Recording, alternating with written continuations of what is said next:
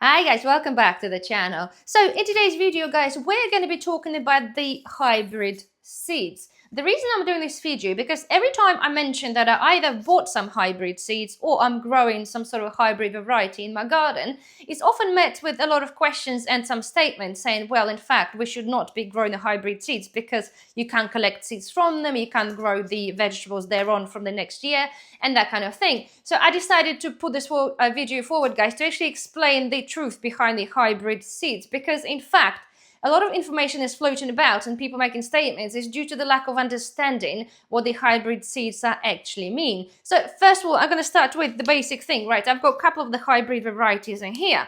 Okay, I've got the carrots and pumpkin seeds. And quite often for you to understand what the hybrid seeds are when you make your choice, when you're ordering or buying your seeds online or in the shop, is the fact that will have the F1 written under each name. So if they do have F1 written, those seeds are actually hybrid. So the first misconception that people seem to get is they're saying, well, oh my goodness, we're buying a genetically modified seeds. Well, this in fact could not be further from the truth. GMO and a hybrid F1 are totally different thing. So hybridization is done through a general cross-pollination. It's been used for many, many years. And what happens is they'll take a plant of specific variety. Let's go with the tomato because I do have a tomato plant in front of me.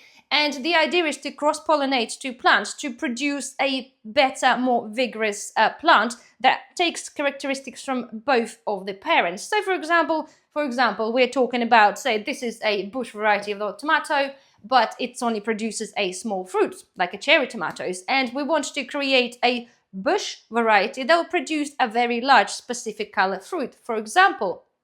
So what will happen then, they will take those plants, okay, and they'll carefully cross-pollinate those plants in this safe environment, be it generally a greenhouse. Those plants will be kept separate so they don't self-pollinate themselves and there's no contamination. And then after the pollination has happened, the mother will produce the fruit, okay, again, in this instance will be the tomato, and it will carry the genes of both of those tomatoes. So thereafter, they will harvest the seeds and sell them as a hybrid. Generally, the hybrid varieties are more vigorous, so they grow better. They're more resilient to different diseases. They're more tolerant to certain things as well, and generally produce of more unified fruits. So GMO, it's totally different thing. Genetically modified seeds, in fact, there isn't actually any available on the market to my knowledge, are genetically modified in the lab. And we're talking about, rather than cross-pollination, they're physically, genetically modifying thing in the seeds to produce a different type seeds or in fact different type fruit. This is a totally different process to the natural F1 hybridization.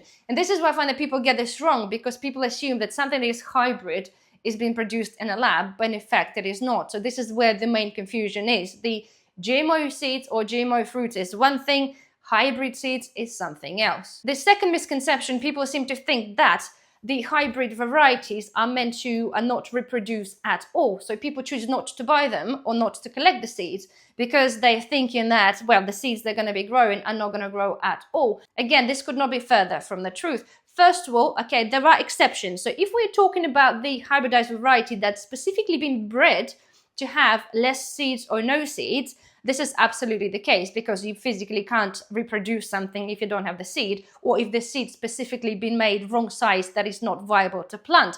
A good example I'll give you, I've grown myself the F1 hybrid of a cucumbers last year alongside of my normal heritage varieties. However, mistakenly, when I wanted to save my seeds, I've tied up a little ribbon on a wrong variety of a cucumber, and I've grown my cucumber to the end in hope of producing seeds. So I waited for the cucumber to go really yellow. It was absolutely huge. And to my disappointment, when I've cut the cucumber in half, there were barely any seeds. In fact, they were just like the shells of the seeds. So they will tell you that cucumber was hybridized deliberately to make sure it doesn't have many seeds in there, because it is better for pickling and preservation. So in this instance, guys, no, we cannot reproduce something that doesn't have a physical seed inside or just the shell of the seed. But if we're talking about, say, the tomato that produces the hybrid seeds and you collect them, you can regrow, and the seeds will regrow at the same rate they will grow when you collect a normal heritage seeds. The only difference we're talking about the hybrids, that the variety that you end up growing might not be true to the original plant you collected us from. So let me explain to you. So for example, if we hybridize two of those tomatoes here, because they have mother and father, it created a baby of the tomato plant. So when you harvest those seeds, right, there is 50% chance that the seed that you will be regrowing will be the same identical one as the F1 hybrid. The other 50 are divided into two, okay? So the other 25% will have the personality or all the traits of the mother plant, and the other 25% will have all the personality of the father plant. So in all of the thing in general, your seeds will still produce, they still will grow at the same rate, they'll be the same levels of germination, that kind of thing, but there's just not a guarantee that the seeds you will be getting, okay, will be original F1 hybrid type. You still get them, so you might have however many seeds you collected. So if you have collected 100 seeds, 50 of the plants, they'll come up. If they all come up, they will be original F1, and you have 25 of other each variety. And the reason you might notice that in advance, all depending on the traits of the plant, because you'll know that certain tomato varieties do have totally different foliage, different stem, that kind of thing. So you might be able to distinguish between. But nonetheless, guys, the point is that those hybrid seeds will still yield you the plants. And again, the second misconception, people thinking, well, you cannot take this any further. Well, in fact, the F2, yes, you can. You can do this time and time and again.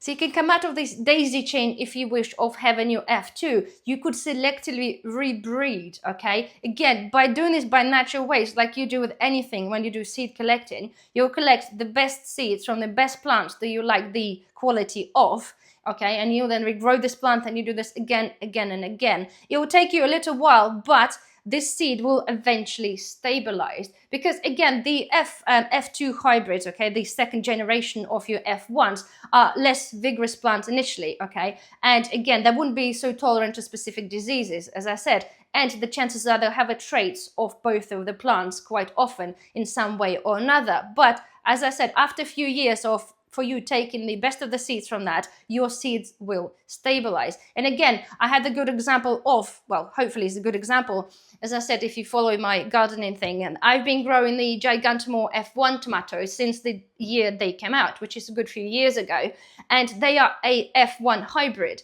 And they were running competitions to see whoever can grow the biggest tomatoes through different places. And I've been growing them for the competitions year after year and collecting my seeds, because this is the way you could really better the results. I haven't won a competition, no, but I have had an absolute huge success of growing that. And to be frank, fairly luckily, I must say, that I haven't actually had any plants that from the seeds that I collected from my F1s, none of them were anything but what I intended them to be. So to me, this is like a really, really good example. But nonetheless, guys, right? So my point is to you and the people that are wondering that the genetically modified and hybrid thing is the same thing. It is totally not. So stop worrying about it. Many people choose to buy the F1 hybrids on the side of their heritage seeds because in the end of the day, because of the weather and things that are currently happening, we all want to have and yield a decent amount of fruits and vegetables we grow. And sometimes that will require use of the hybrids because they might be a little bit resistant to certain things.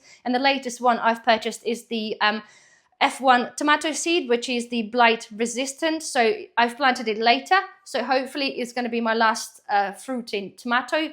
You know, I'm giving this a go first time in the tomato for that specific variety. So I'm going to give it a go. But the point is, like as any gardener, okay, we can still grow both, okay? It's absolutely fine. And it's none of this people thinking again that hybrids is like non-organic, that kind of thing, or you can't use them in organic gardening. It's just total utter nonsense. You will garden in whatever way you're gardening. If you choose to do organic gardening, that's fine. F1 hybrids got nothing to do with the way you garden, be it organic or not. Again, they will still grow. So my point is, if you want to grow and try F1, then try this. Okay, nobody's stopping you doing this. You can still continue growing your other heritage varieties because yes, in some way heritage are better because, you know, they learn an environment they're growing in, that kind of thing, adapting to your situation year after year. But don't forget that after you used your F2, it will start doing the same over the time. So this is not the end of the world. And again, for the prepping point, like people said, oh, you know, we shouldn't be collecting seeds from the tomatoes or the peppers from the supermarkets because, again, that could be hybrid